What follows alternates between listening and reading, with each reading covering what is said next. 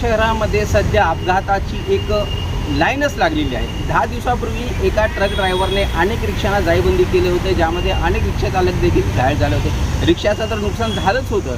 आता ती घटना काही क्षमत आहे तोपर्यंत आज परत एका जी अन्नधान्याची जी गाडी असते, ट्रक असते, त्या ट्रकने एक रिक्षा आणि एक टेम्पो याला धडक दिल्याने मोठा अपघात झालेला आहे। या अपघातामध्ये रिक्षा चालक जो आहे गोपाळ घायवट हा जायबंदी झालेली, त्याच्या डोक्याला मार लागले, पायाला मार लागलेला आणि त्याला आता उल्हासनगरमधील मध्यवर्ती रुग्णालयामध्ये दाखल करण्यात आले। त्याची परिस्थिती नाजूक आहे। अशातच जो ड्रायव्हर आहे त्या ड्रायव्हरला नागरिकांना चोप दिला होता आणि त्याला इथे आता मध्यवर्ती रुग्णालयात आणलं होतं, परंतु आता तो कुठे आहे याची काही माहिती नाही। मध्यवर्ती पोलीस ठाण्यामध्ये आता गुन्हा दाखल होण्याची प्रक्रिया सुरू आहे, परंतु अशा प्रकारचे जे अपघात होतात त्या अपघाताला प्रतिबंधित करण्यासाठी कोणत्या उपाययोजना लाभल्या जातील हे अत्यंत कठीण आहे असंच काहीसे दिसत आहे। कारण की अनेक वेळा अशा अनेक अपघात होतात आणि या अपघातामध्ये अनेकांचा जीव जातो, अनेक जायबंदी देखील होतात।